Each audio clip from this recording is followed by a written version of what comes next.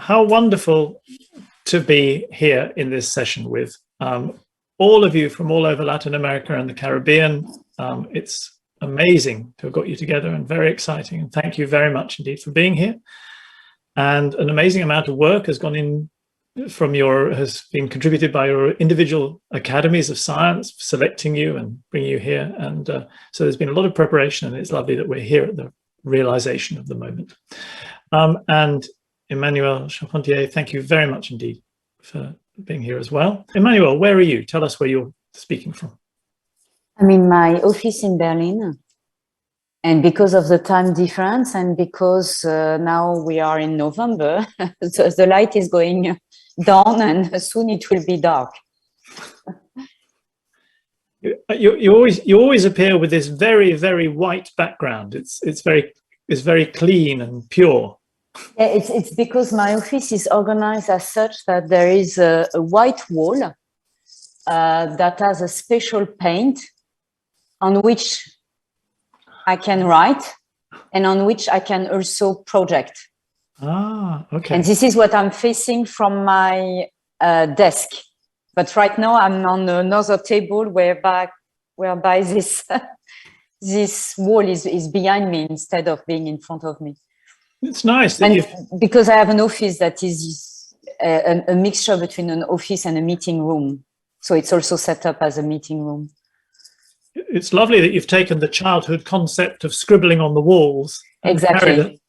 Exactly. So it's nice because one can write, and then we can get rid of the writing with a special pen that is used for this wall. So the topic, as you all know, is United by Science, which covers pretty much everything being a scientist and making science effective for you as an individual and for society as a whole. Let's start somewhere. Let's start with the question of what it takes to be a good scientist. Please just chip in. So if you want to make the first comment or ask the first question, just raise your hand and you can get things going. Andrea. Hello, my name is Andrea Santamaria. I'm currently an undergraduate student of civil engineer at the Universidad Tecnológica de Panamá in Panama. Well, I have read that you have shared, Emmanuel, the importance of a place with a good scientific environment where you have the freedom to decide the direction of the research, the support of the community of scientists, where you can develop new knowledge. I can deduce that you have to have skills such as creativity, discipline, identification of challenges and opportunities, reflection on the findings, among others. Starting from that, what would you recommend to mentors, teachers, and young Latin American scientists to promote these capacities or others that are necessary to develop quality scientific communities? Well, it's an excellent introduction to the topic. And it's also challenging what you ask, actually. I think, first of all, what I realize is that you have less and less people willing to teach and to also take the time to somehow explain the scientific methodology and what it takes to be a scientist. For sure, I would say that the best is the experience. I think one can always integrate or absorb what someone is going to tell you, but the best is actually to experience it yourself. I have actually two students from Latin America in my lab. I mean, one from Colombia, one from Mexico, and I have a postdoc from Chile. So I think it's I can see that what is important is really the step at some point to have an experience abroad or in institutions and environments where one can really appreciate this criteria that you mentioned. I think the experience is the best. Now, for sure, what I believe is that for the teachers and also for the mentors is actually as early as possible in school, at school, and you know, even at the university, to integrate, in addition to the teaching of you know, teaching the facts of science and engineering, really introduce the scientific methodology and provide examples of what it is to be a scientist or what it is to be an engineer, and also offer the possibility to the students to interact with scientists and engineers, and maybe organized very early on visits on sites.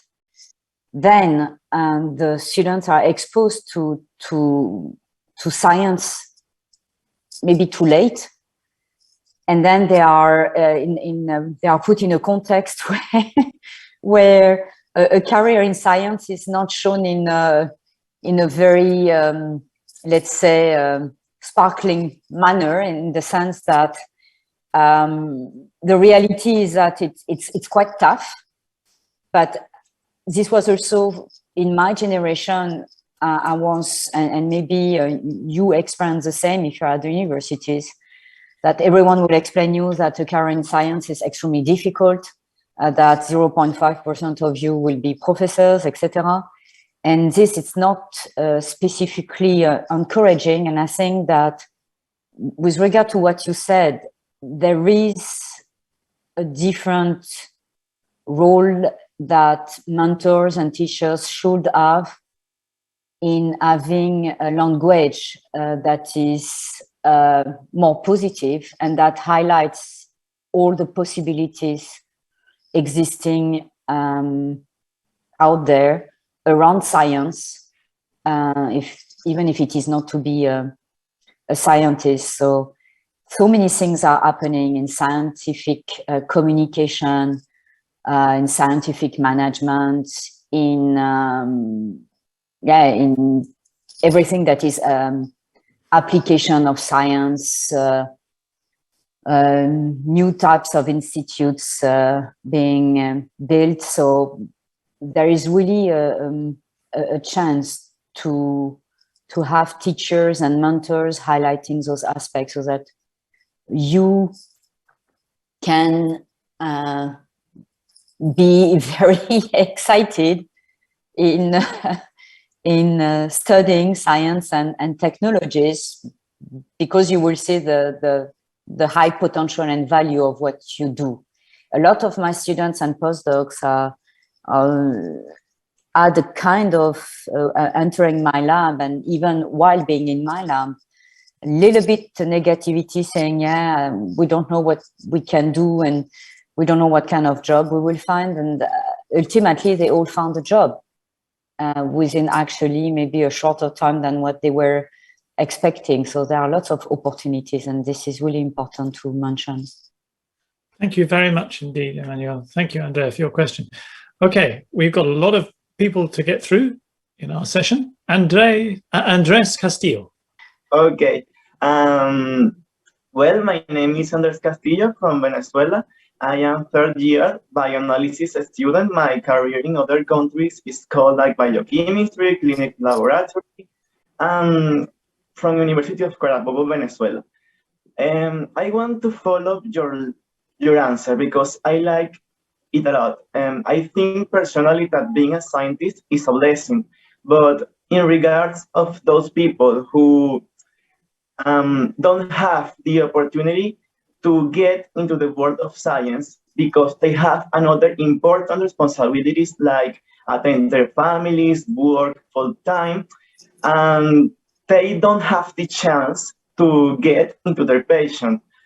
What would you say to those people to encourage them to maybe pursue a Nobel Prize and get into the world of science? And what would you say to the organizations or laboratories to give more opportunity to those people?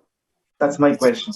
Yeah, you mean the people who have a familiar setting that restrict them to Yes. I think this is interesting because I was in a panel discussion this morning where someone actually behind BioNTech, which produced one of the BioNTech Pfizer vaccines, mentioning that for the vaccine to be developed by BioNTech, it took a different approach with regard to the work, in the sense that one needed to go very fast. So they introduced shifts to be able to work fast to develop the vaccine. So they were working 24/7. Doesn't mean that everyone was working 24/7, as a matter of fact. The people were not working specifically more than anyone else. It's just that you had groups of people working at different times. And I thought that it was very interesting because I have a lot of students, maybe some of you are interested in going to science and technology because you want to make the difference. And maybe you want to bring, a little bit a drop in the ocean of bringing something to humanity. And this is not without efforts. So in principle, maybe no one wants to be like me because I worked a lot and I don't have a family. But you can also, succeed. It's not a question of succeeding. I think it's a question of also working as a team. But I think what is very important is actually the success of science is a teamwork. And a teamwork, for example, if I take CRISPR that led to this discovery, it was working with students who had different also schedules. Some were more from the morning, others were more from the afternoon. And I thought that this person from biotech, what mentioned was interesting, because if you take hospitals where people want really to save lives, you don't work in a hospital from 9 to 5, you have shifts. People are working day and night, but the people themselves, they don't work day and night. And I believe that maybe instead of bringing lots of regulations of work, let's say, work regulations in science and technology, which doesn't fit very well. Let's say it's not a question not giving the possibility to go for holidays or work, maybe not 14 hours a day. But I think it's a question of offering flexibility. What I liked in this job very early on is the fact to be able to work, flexible hours. In biology, for example, you have this code of authorships. And the first author is really the person important. The last author is the head of the lab. And I think the people who find themselves in the middle, sometimes they contributed, but their contribution is not highlighted. You have other types of research, I think physics or mathematics, where the authorships are totally different. You have, it's alphabetical order, and then you have the contribution of every individual. So I think as well, all those aspects should maybe evolve. Thank you, Emmanuel. And of course, one of the reasons that all these young people have been brought together to talk to you is that IANAS, the overarching body of academies of sciences, wanted to get together this vanguard of science to see how they could build networks between each other.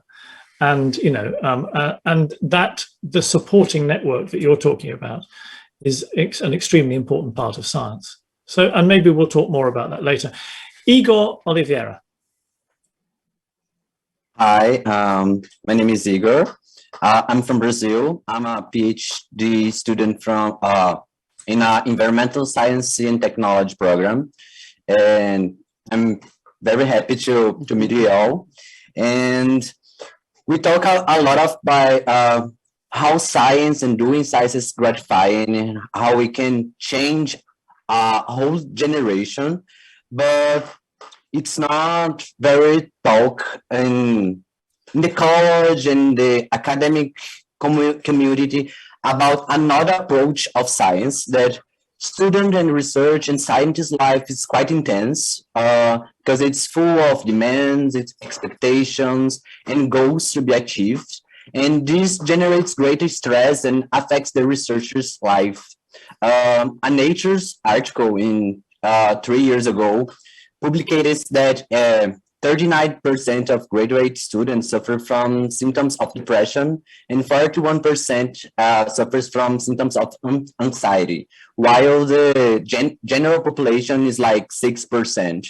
And these numbers are inevitable reflects on results and on science as a whole. So, Emmanuel, as a researcher in science, I know that you have probably already gone through these experiences of stress, anxiety, and pressure in research. You know what it's like to be in this place. So, and I also believe that unfortunately, this pressure must have been even greater because you have independent female researcher. So my question is, as an outstanding and successful researcher, what do you think is important for the new generation of students, science, and researchers to support and overcome these difficulties that unfortunately are tied up to the life of a research? And for you, what is important to relieve this stress and overcome inevitable discouragements and frustration that in one way or another are part of the lab's daily life? No, thank you. You are really great. It's really, you introduce the subjects very, very nicely, all of you. And it's, I think it's very interesting because these are topics that often are not tackled, and I think it's very important to tackle them. It's interesting because now I'm trying to reflect on how it was for me and my generation. And actually, it's clear if I'm standing in front of you and I'm still going through a lot of frustrations at my level.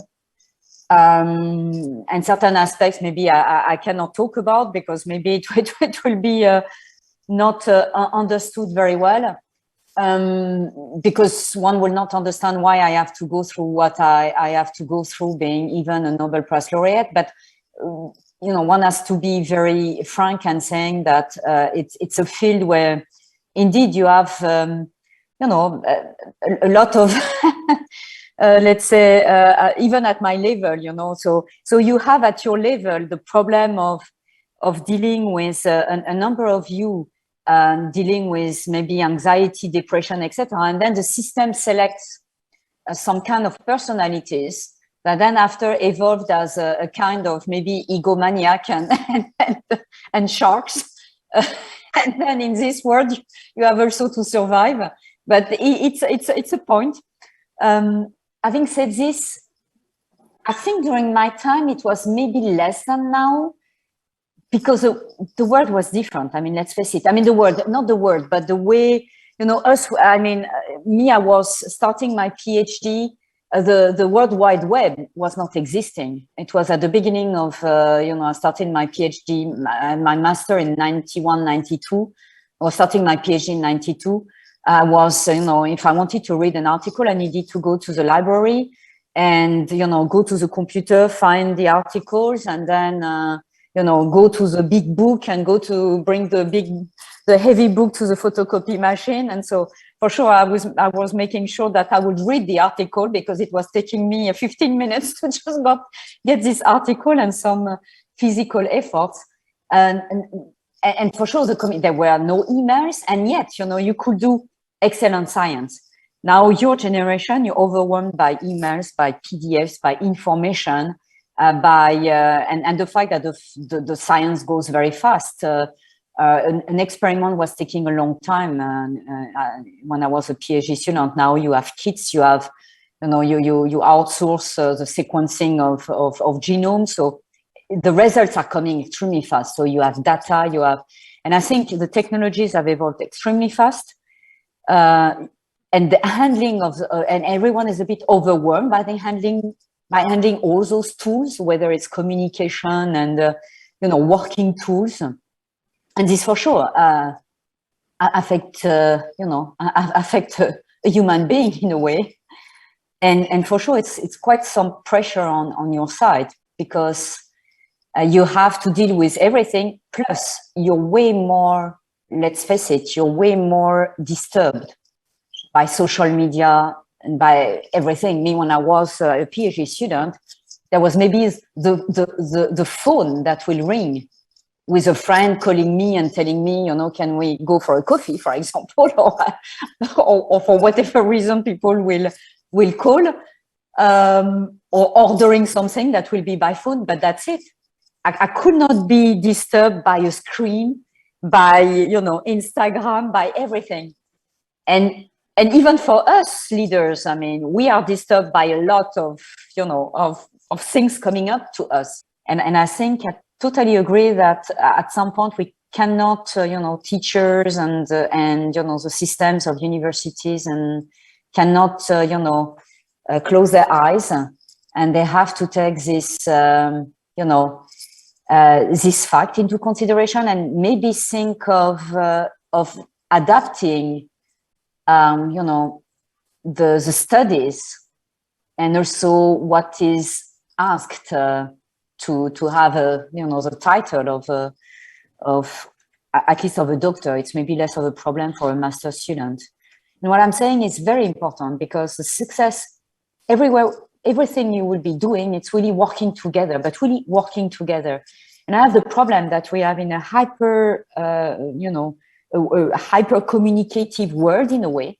But when it is to organize, for example, an event, right now we are organizing a retreat, and we are doing it with 2 labs. We are 10 minutes apart by foot. And the people are going to do it by email. Well, actually, there is the opportunity to go to the other institute, walk and speak in front of an audience, or organizing hybrid meetings to provide updates with regard to the organization. And so this is also something that most likely I see, maybe we are all overwhelmed by those tools. And this affects also the stress. We don't take the time to really think carefully of meeting again. I believe that the stress and the depression, I mean, I cannot say that I was really depressed, but I had these moments down where I was really wondering, what am I going to do? I think it's also, working together, being with people around you. It's super important. I mean, my students survive obviously, also because, they find in their environment some good colleagues who will support them. They support one another. And this is very important. Joanna Martinez. Hi, my name is Johanna. I'm from Paraguay. I'm an undergraduate student. I'm a mechatronics engineering student. Okay, my question is the following. The Nobel Prizes have awarded more than 600 laureates over the years, and only less than 30 are from Latin America. Why do you believe, Emmanuel, this is due to? Maybe this lack of networking, or inequality in science development, or responsibilities with the family, some point mentioned before? No, I think it's maybe what you said, inequality of scientific development. It's just that other countries, like specifically the US, are extremely strong, having developed some scientific environments that are extremely difficult to compete with. Because it's not a question of individuals, it's also a scientific environment with, how do you say, a mindset and the structures around that allow to recruit maybe, the best scientists, and that offer them the possibility to also work with top students and postdocs. So it's scientific development which is also associated to mobility, in the sense that the US, for example, they are excellent in being able to recruit from all over the world, and they attract people from all over the world who want to go to these big labs. And if you look at who receives the Nobel Prize, in general, these are always these top institutions. So I think it's an inequality of scientific development due to systems, very successful systems that have been in place for a long time and that remain successful and drive what also will be the success of the future of science, unfortunately. Or fortunately. Fortunately, in a way, unfortunately, for sure, all of us, and even Europe. I think we are always, if you look at the Nobel Prize laureates, most of them they are not Americans, actually, most of them, but they a lot work in the US. Emmanuel, can I just follow up that question with asking how you think we should think about that for the future then? Do we just accept it, or? No, I think we should not accept it. I think it's about, again, it's about investors, I will say. We always talk about investors, people investing money in biotechs and industry, at least in my field. But I think that there is an urge in investing in building the next generation of scientists and innovators. And, this, it's maybe a long way, but I mean, it will be good to think that this may not and should not happen only in the American, the US or Canada and the European continents, or even the Asian continents. It should also occur in African and Latin America. And I think, it's important to have this understanding, because those countries are also facing huge challenges, whether it is with regard to, infectious diseases or agriculture and so on and so forth.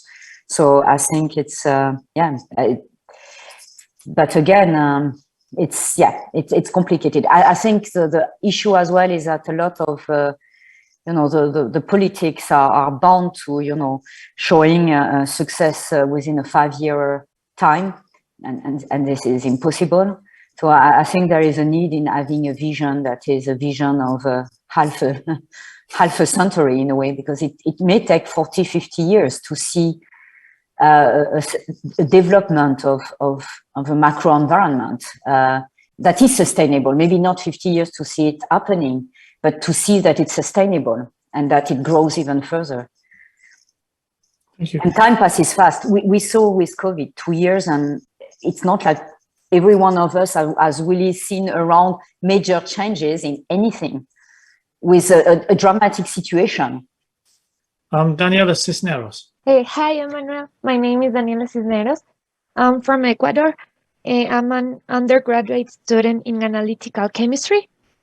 And, well, I want to ask you, picking out everything that you have said, being a Nobel Prize is making a huge impact in society and is changing already the world with your research. What do you think is your responsibility as a scientist and a female role model for the young scientists as I am, and also for the Latin American young scientists who are afraid to enter in the science war? So, thank you. Yes, I think my role as much as the system in which I am will provide me the time it takes to advocate science is most likely to try to advocate science, actually explain what science is about. I mean, not provide this kind of image that maybe you have seen at first, because for sure when one receives prizes, you have the personage receiving a prize, but behind the personage receiving a prize, you just have a scientist having gone through, in my case, I think many challenges, some of which I'm still facing newly and unexpectedly. So my message is to really explain what it is a scientist and be frank enough to explain what it takes to encourage young female scientists to pursue the path of science, and even young women to start science, not because of science for science. It's actually because I think that science, studying science, it's also a very good way to, at the point, to acquire a certain type of methodology and thinking that can be useful for the future, and also because a lot of, hopefully what we will see is the politicians taking very seriously the challenges of the future that will bring to understanding that one has to really put a lot of effort into science, technology, environment, and the global challenges of climate change, and that this will require, a huge manpower of people who understand science. even though they will not be scientists per se, because a lot of activities in the future will be around understanding the science. And so this is important. My role is also to convey that if you are not the actors of the issues that we are facing, thinking for the future, who are going to be the actors? I mean, there are lots of issues. I was even reading. I mean, obviously now people are there are even more and more people dying of hunger. So it's really a lot of challenges for you. And I think it's the understanding that you need to, the future is in your own hands. People like me in 10, 15 years, we will retire and or maybe not for me, but a lot. And 10, 15 years, it goes very fast, and it's you are making the future. Thank you. Auda. Thank you. Hi, I'm Auda Nikte. I'm an undergrad student in biotechnology, molecular biotechnology. And my question was if, I've read a lot about how learning things about fields outside of your specialty helps you learn better or build different paths in your mind to discover or create a methodology.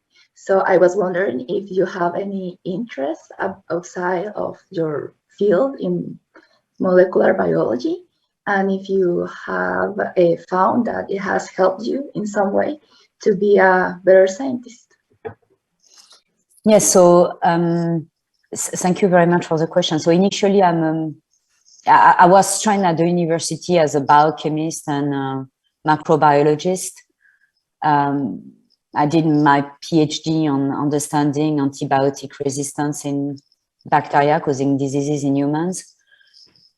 And, it's about infectious diseases. You see it now. I mean, it's the same thing if you work with viruses. I mean, the chance I had, it was just to be interested in these macroorganisms. And so therefore, if you work with a macroorganism, you understand that it's all about understanding the same type of machineries, of molecular and cellular machinery than any organism has. So this also brought me to an interest in understanding how those mechanisms work in other types of cells. And it's all about interactions with the environment. So if you work with pathogens, you are confronted to also understanding the host. So in my case, also the human host. So this led me to other interests, and also to the fact that for sure infectious diseases kill a lot of people. Obviously it's the second cause of death worldwide. So in any case, there is a need to develop new strategies, new therapeutic strategies.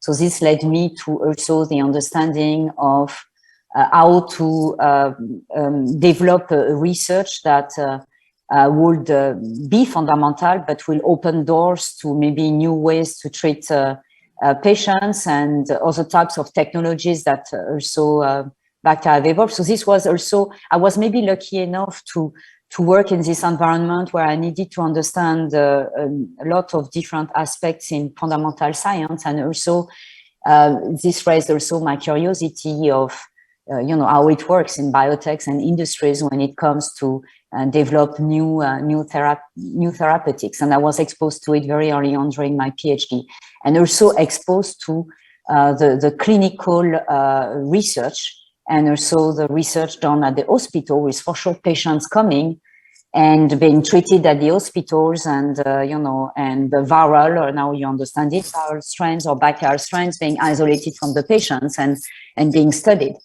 So this was a chance of my of the initial choice of working in macrobiology, infectious disease. So this opened me to a lot of aspects around science and in science, and this helped me a lot anticipating, at least when I in my lab when we started to work on CRISPR, I could see a lot of potential because I was exposed early on to asking myself a lot of questions beyond my own little project. And I think it's important. That's why the environments are critical, because you can be in an isolated lab and you can be in a lab in an environment whereby you will really understand all this dynamic of academic research, biotech industry, hospitals, etc.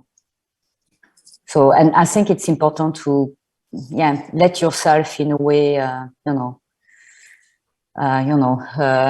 go to, other topics than what you are studying, even though the time is always limited. Thank you. Aude, does that answer your question? Do you have anything you want to add? No, that's fine. Thank you. There is one thing I would like to say, to never make the mistake to, let's say, thinking that what you do for what you choose as a topic for your master or for your PhD will define that you will be always working on this topic all your life. That is a great thing of science, and I think a lot of heads of labs as well now have understood that sometimes it's good even to hire young scientists who are not experts in the field of research of the laboratory, because they bring something else and they have another view, another angle, another perspective. Thank you. Julia Fortaleza. I'm Julia. I'm from Brazil, and I'm undergraduate in speech therapy. And my question is, what is your advice for researchers who do not have many opportunities? Because speaking of Brazil, our actual government is not so supportive, in science. So sometimes it's very difficult to be a student and to be a researcher here in Brazil. So I would like to know what's your advice. Thank you. It's interesting what you said, because now it's 25 years ago when I defended my PhD, and I needed to think of what next. For sure, you cannot compare the support that France receives for research compared to Brazil. But yeah, it was already, at the time where people were thinking that the systems would be different and that being mobile would be extremely important. So I decided to go to the US for my postdoctoral time. And this, it's something that I will encourage you, not specifically to go to the US, but being mobile. And you will most likely tell me, yeah, but it's unfair because, why maybe you don't want specifically to have an experience abroad, which is totally fair, or you have a family setting that does not allow you to be mobile, and you still wish and you still wonder what you could do to, in your own environment when the possibilities are so scarce. And I think it's a little bit, it's interesting. So maybe, it's complicated, because I understand, your point, and I don't have really an answer to it, because I will be in your situation. I would most likely wonder then, what do I do? And there is also, because we are all bound to systems, let's face it. I mean, even if you were thinking, okay, fine, so I cannot be a scientist, but maybe I can do something for science. I can teach, I can, try to move things, or I can maybe, start a new movement. We are still bound to, as long as public structure do not have the enough understanding that this is key for the development of the societies to support education and science.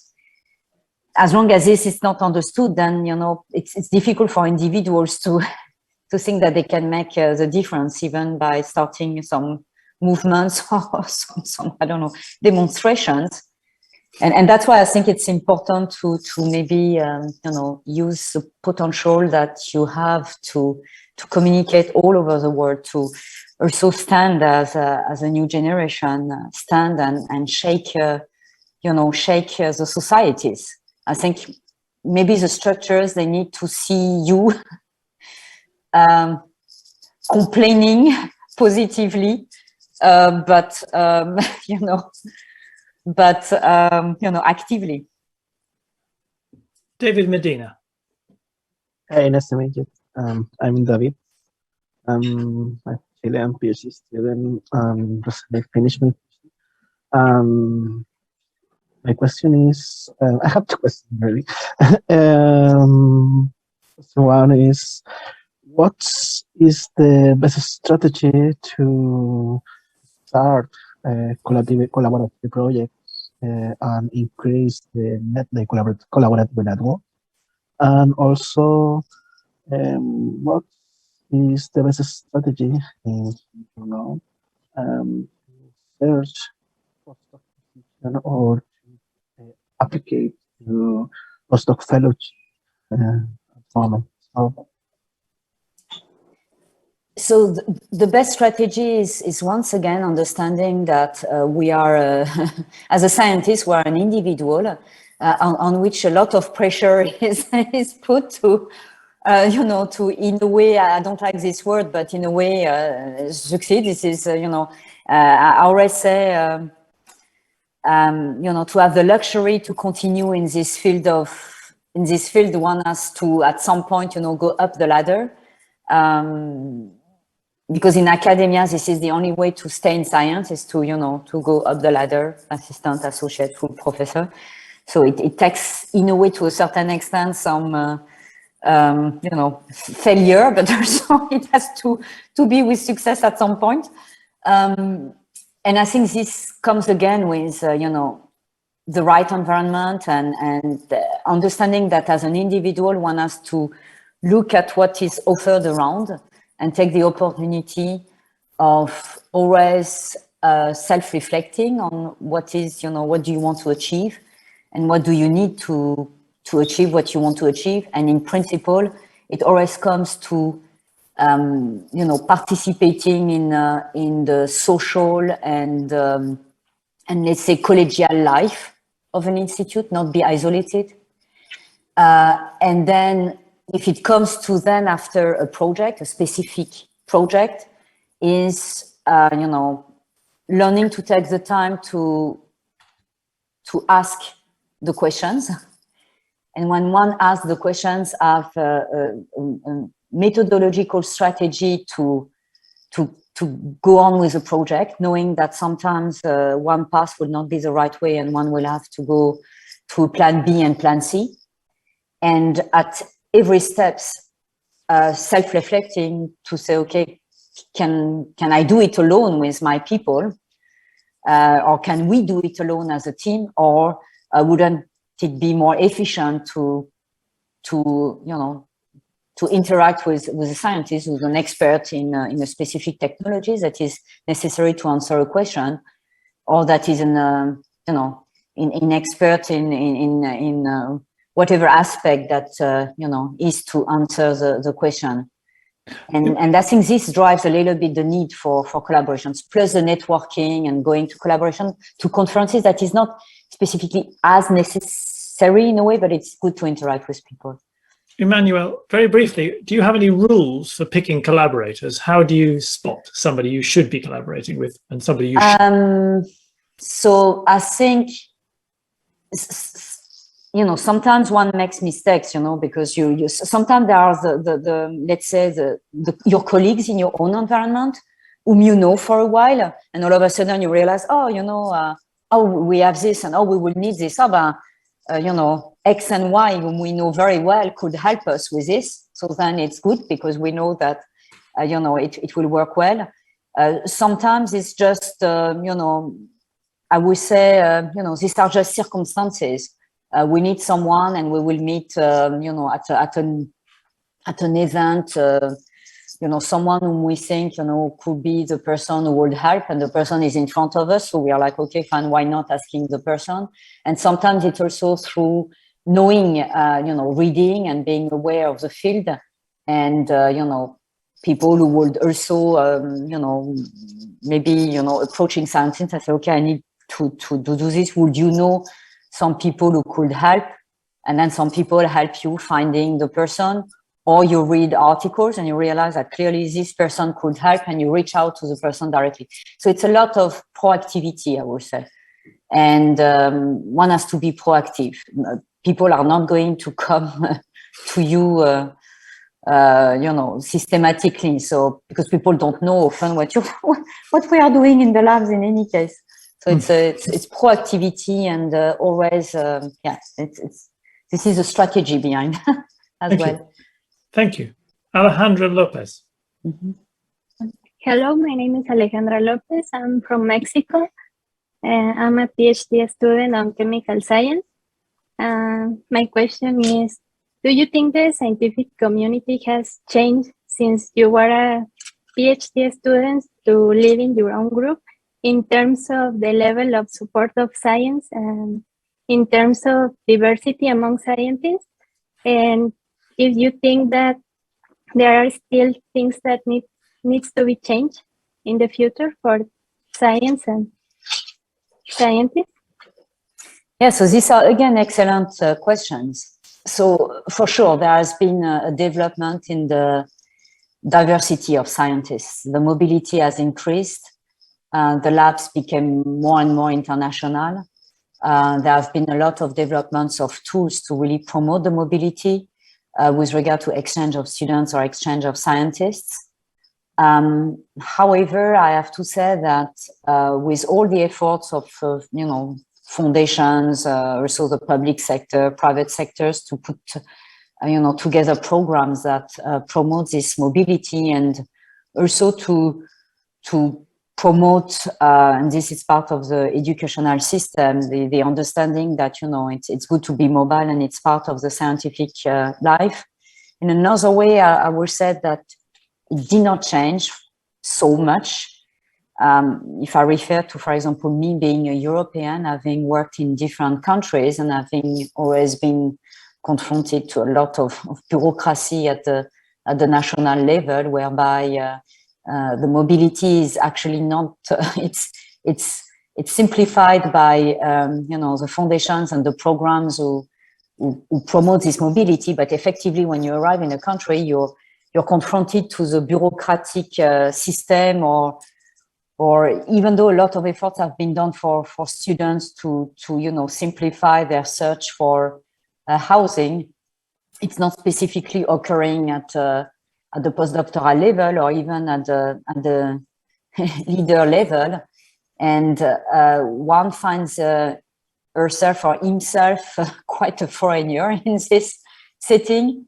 And I'm not sure whether here the support is the best. So I think there's still a lot of efforts to be done, I have to say, in this regard. But for sure, there have been some efforts with regard to diversity, I would say, more, you know, also programs that help women to you know, to develop. Again, briefly, Emmanuel, can I just ask you, does the state of diversity in science worry you greatly at the moment? Yes, because you know, all of you ask yourself, I mean, you know that in your country, you may have, you know, a couple of institutes that provide the infrastructure, which, you know, you will find in a lot of other countries, like European countries, maybe Asia now, and the US and Canada.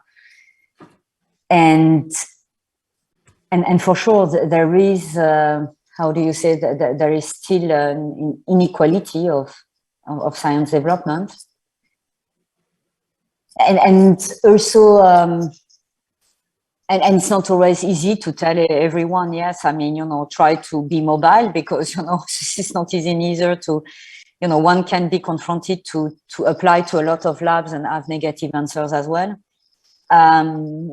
I think there is also the diversity in terms of, you know, gender.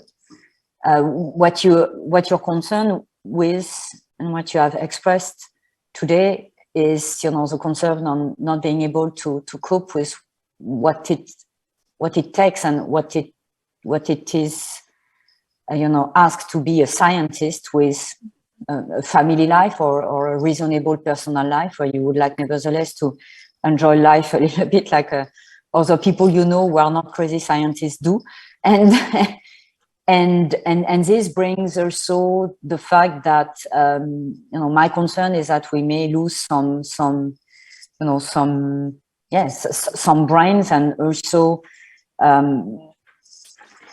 we will not help raise the percentage of female leaders in science.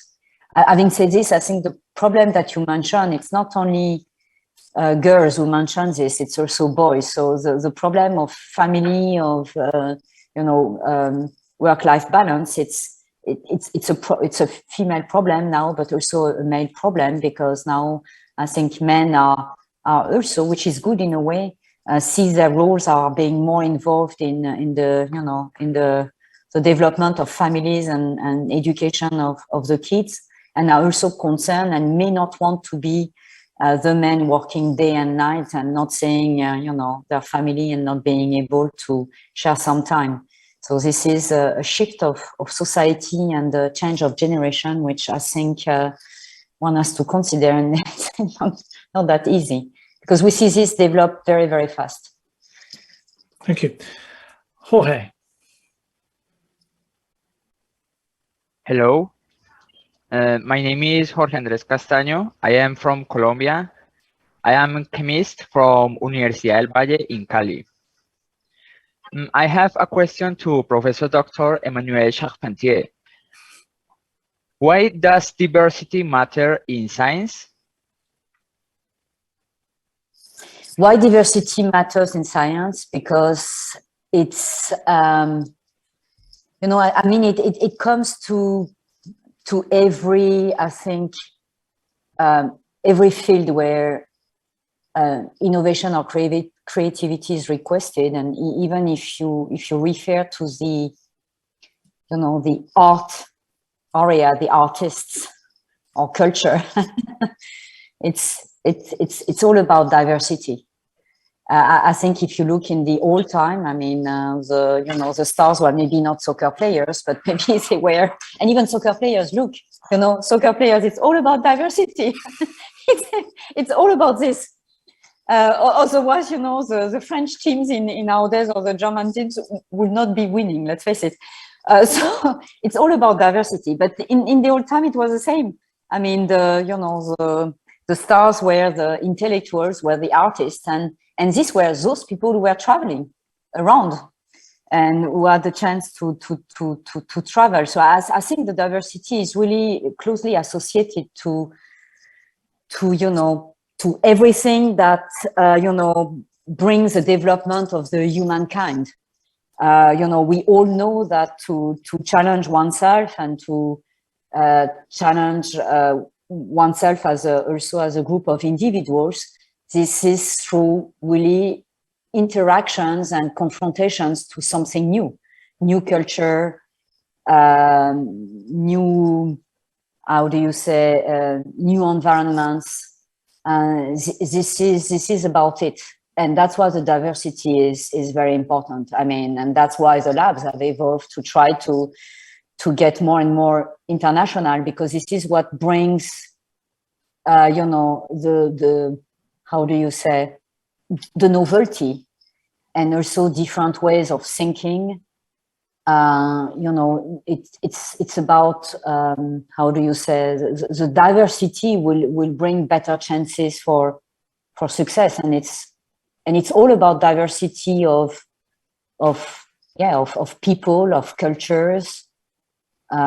This is because it's all about a team, and a team will be successful if you have confrontations of different environments and cultures. So this is essential at this level.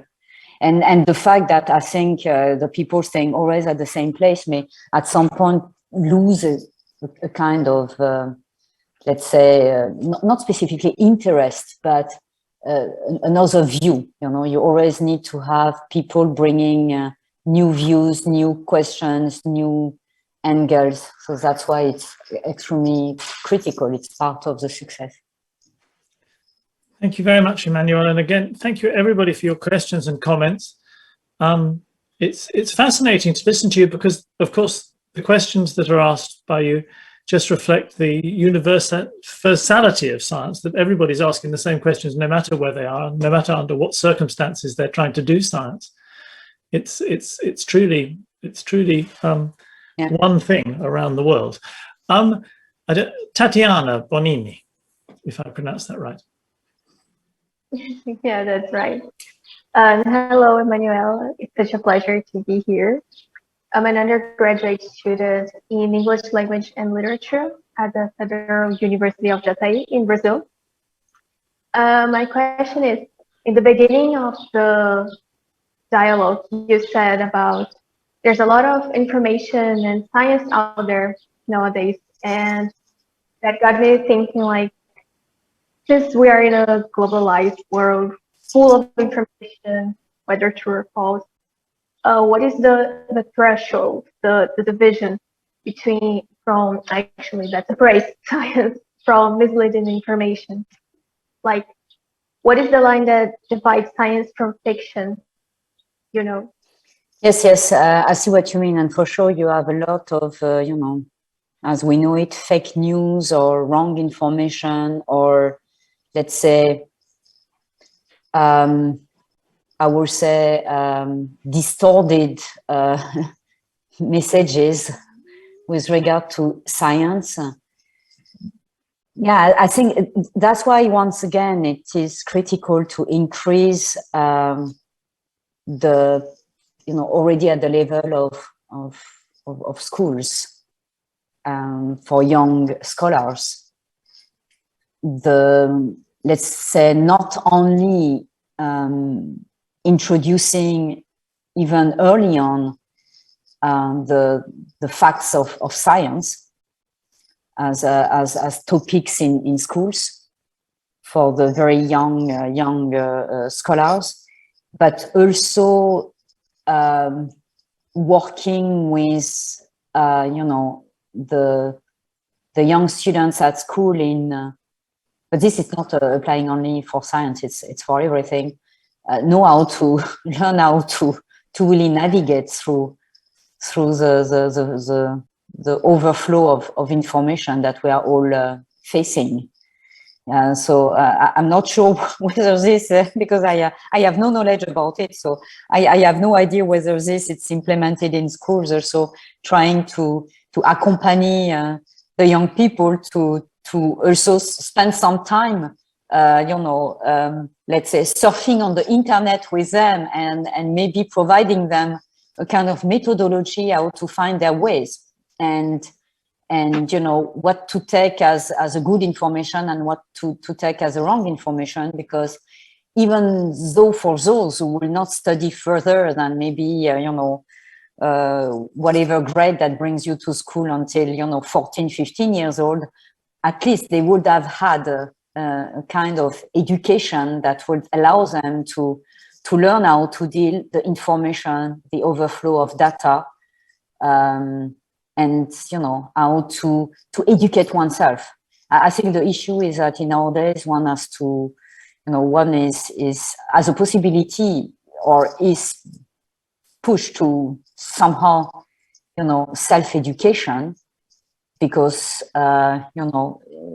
you may be wrongly informed if you focus only on one specific media, and it's also about this. And I think it's quite complex, but I believe that this has to be introduced into the educational system very early on, because obviously this will increase even more and more. At least it's not going to decrease. So thank you for the question, Tatiana. Camila Almeida, also from Brazil. Hi everyone, so my name is Camila. I'm a second year student at the State University of Southwest Bahia in Brazil. Currently doing a PhD in food science. So Emmanuel, how do you said before, to develop your research, you had partnerships and collaborations, work with people from different countries. In your experience, what is the most effective way to build that bridges of cooperation, in specific with policymakers? Because right now in Brazil, we have been the investments in science and education have decreasing every year, and sometimes it's not about money, it's about how this money have been used. So how to bring them to work close with us for something so important, how develop science and technology for your own country. Thank you. I know it's very challenging question once again. I think in a way, for example, if you look at Europe, you have policymakers who have invested a lot of efforts in somehow promoting, funding around cooperation.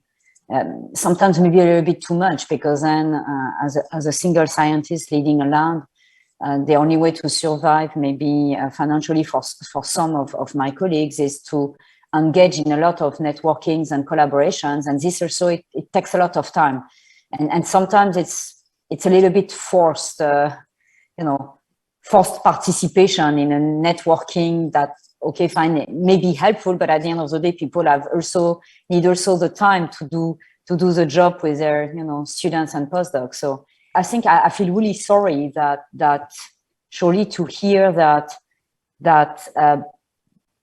first of all, the funds for the development of science and education are decreasing, are not here, are far away from what they should be. And then on the top of it, that there are no sufficient efforts to bring, the right platforms to also, let's say, encourage and have the scientists and the young scientists interact, and that they are a bit, left alone and having to do it on their own with, with miserable, let's say, settings. I think again, it comes to the fact to which extent we are all, let's say, how do you say,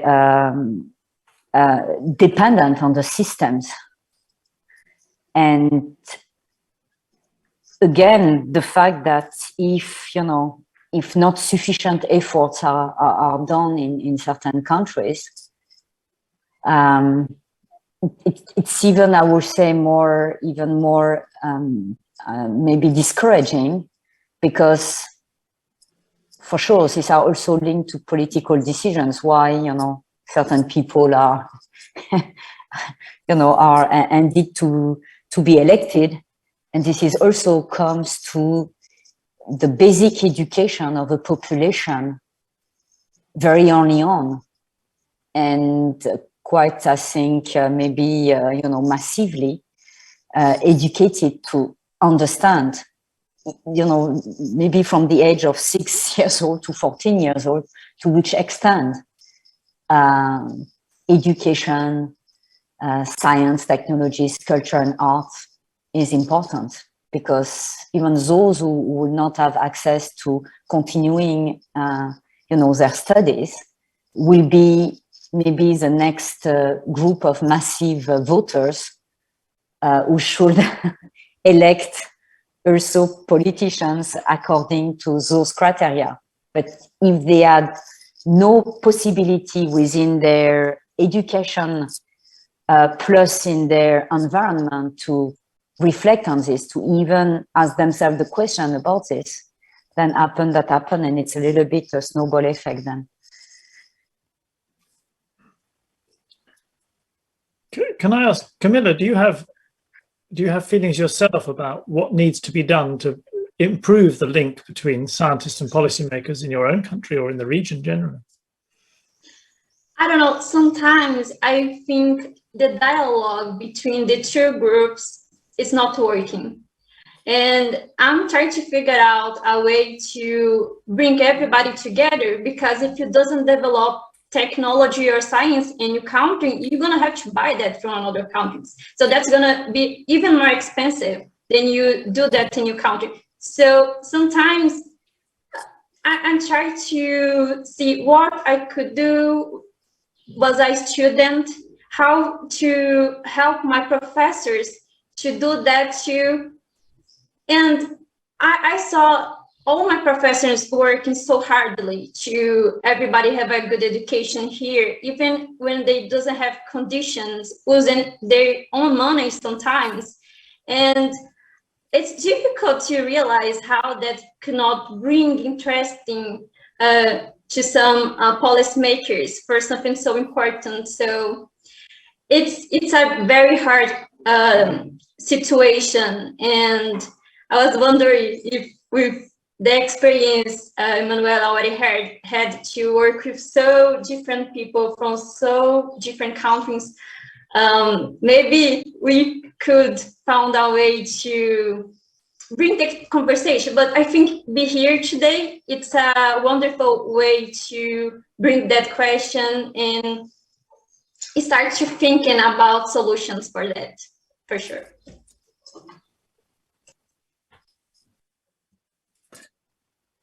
Enrique Casado.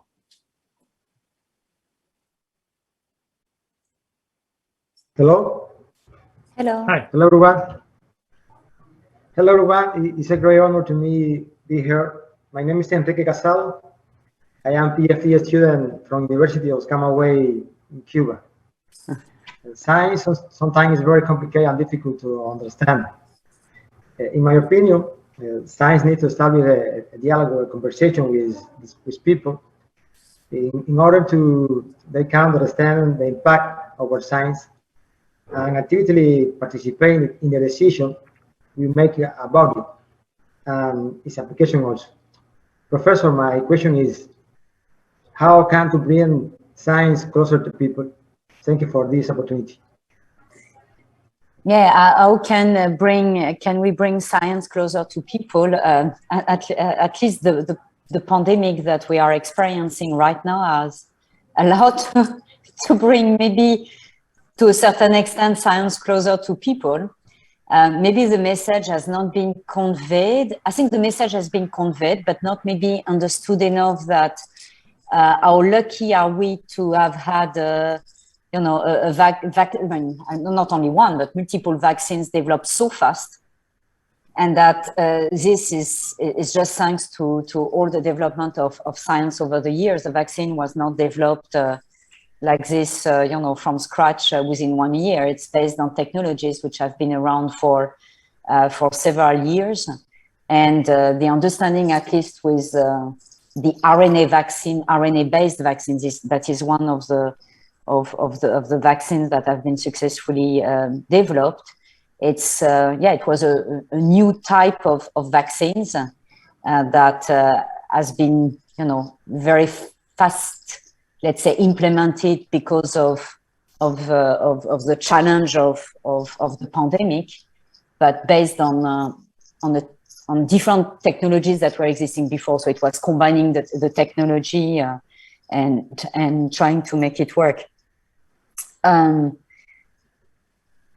This is obviously there is an issue because otherwise if the people were even for only this specific case that affects everyone, affects every single individual, and obviously there are some issues, because if the science was conveyed properly, the people will understand that there is no risk in being vaccinated.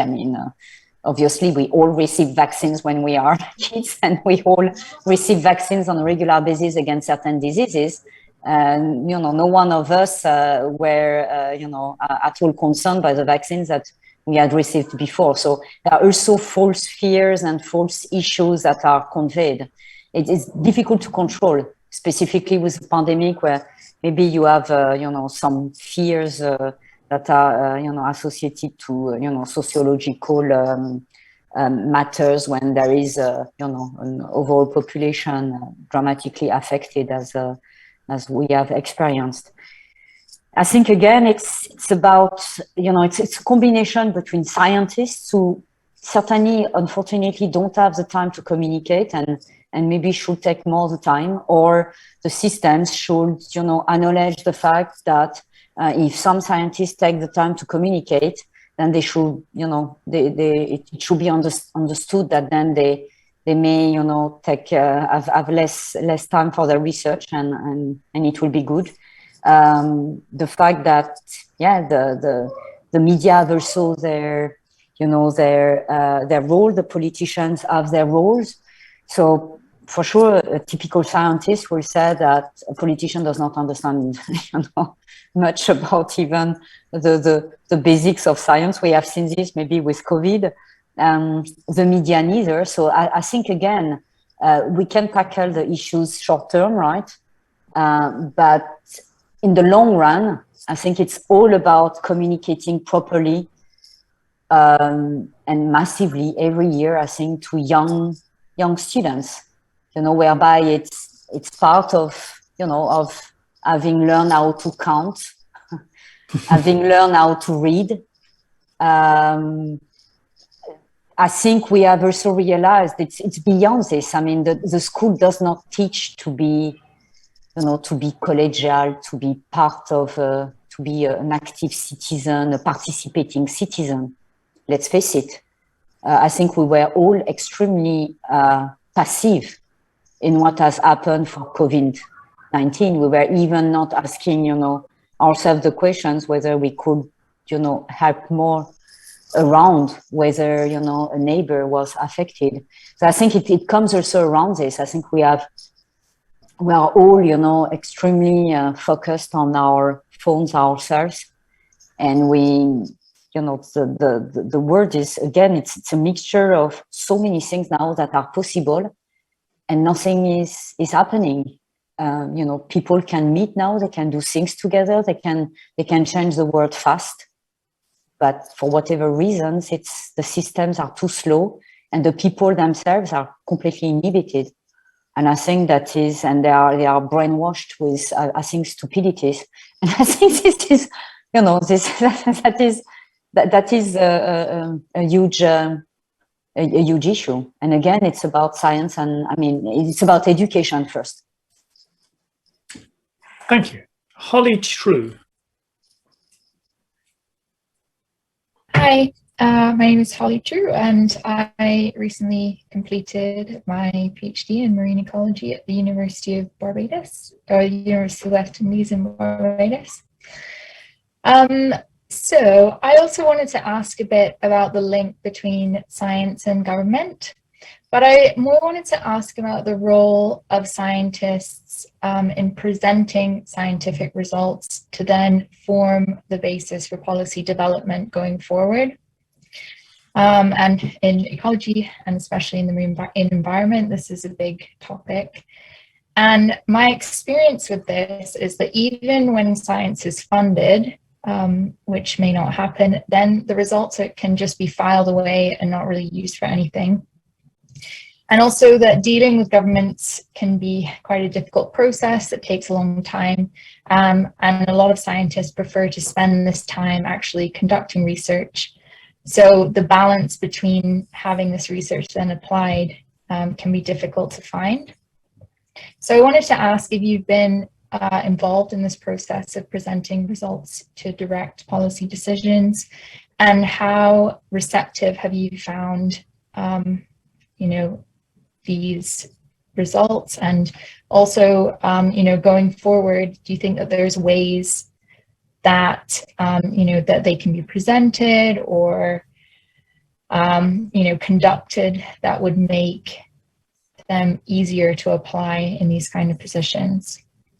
So yeah, it's very interesting. Again, once again, very, very interesting. So I have not been in this position myself because, you know, I'm really a fundamental scientist. You know, how should I say?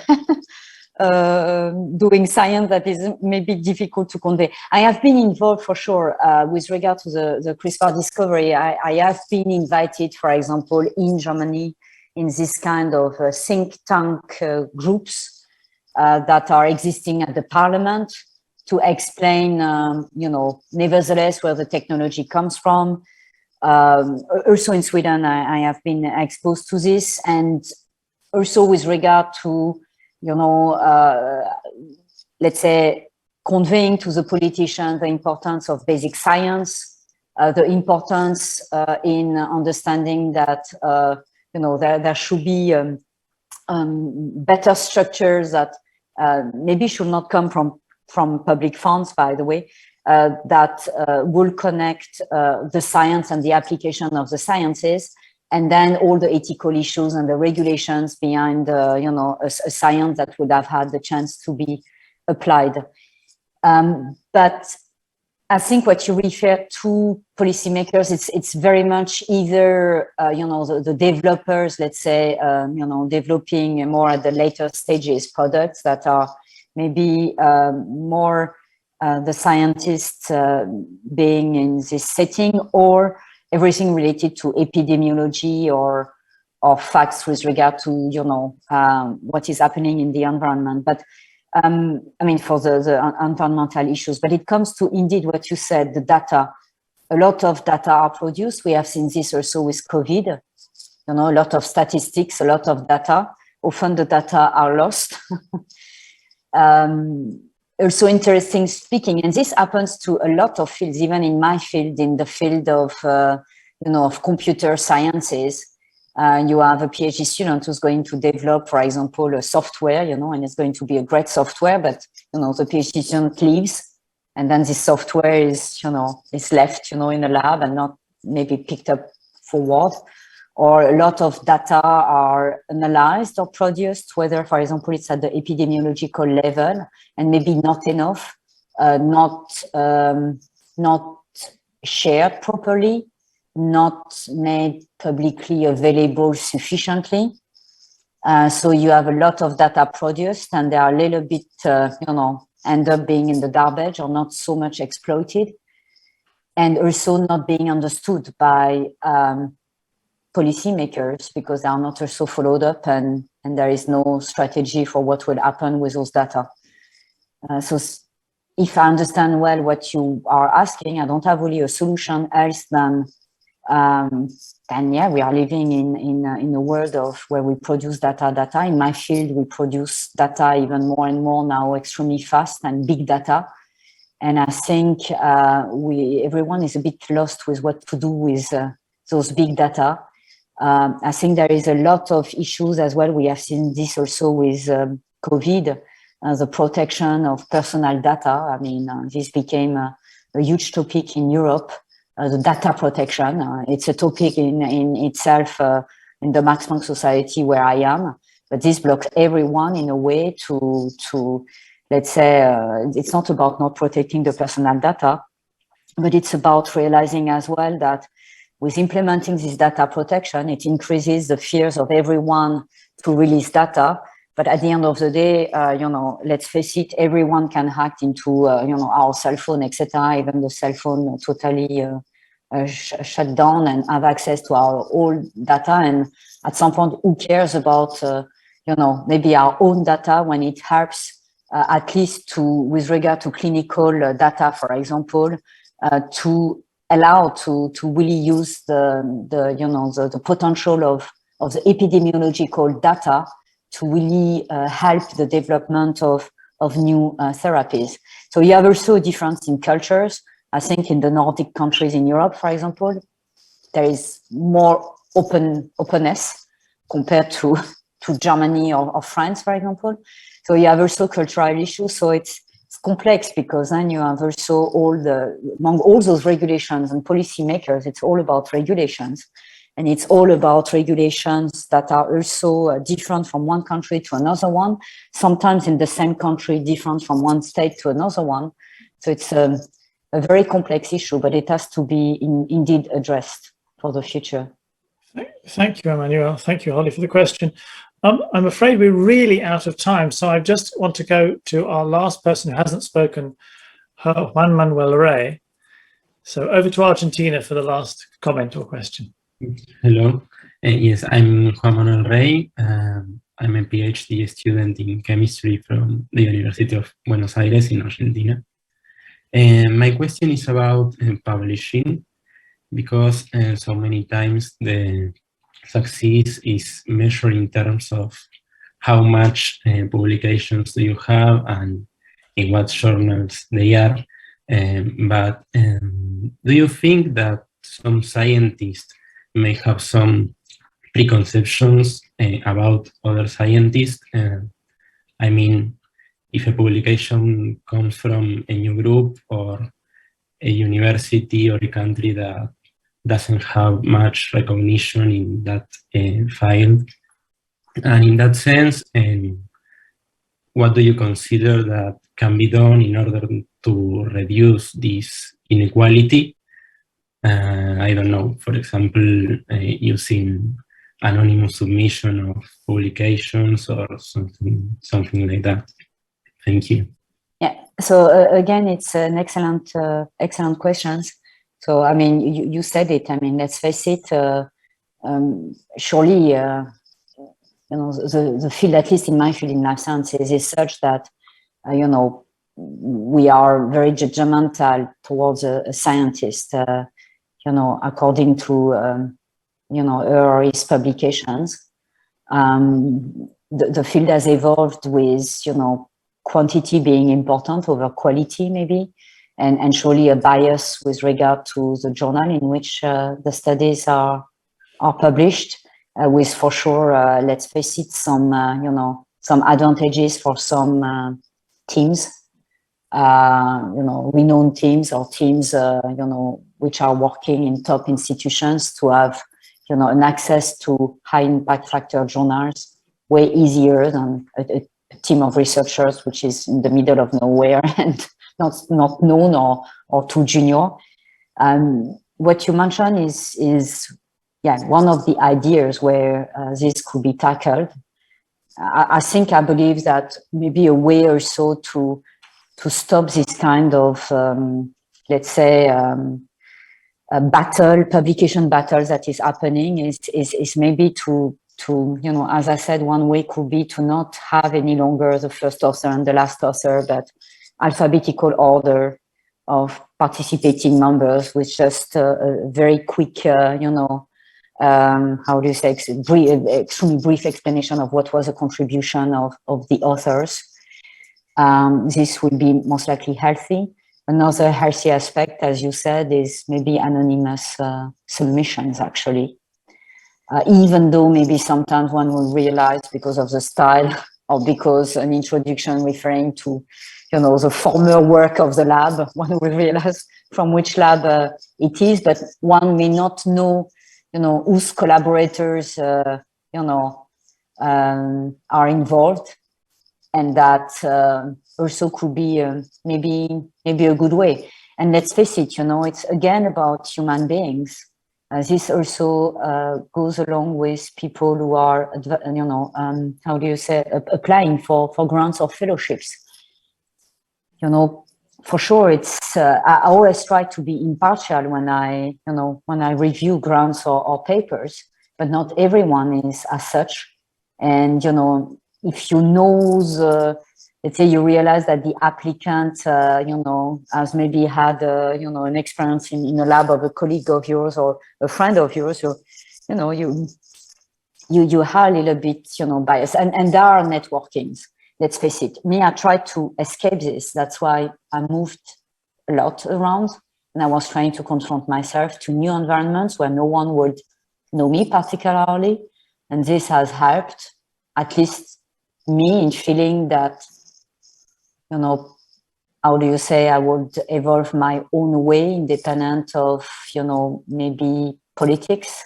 But you have a lot of politics and you have, you know, some kind of, I would not say, like to say mafia, but like it's logical, you know, everywhere you have little, you know, this kind of groups, you know, it comes from this group or from this school or from, so it is what you find in science, and it's inevitable in a way.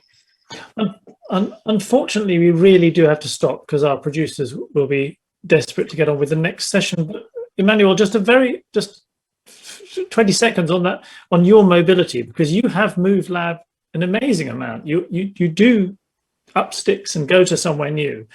And that's a very conscious decision on your part, is it? You really think it's good to reinvent yourself in new places to just keep fresh? I think so, but then it's particular to me. There are other people who have been extremely successful staying at one place.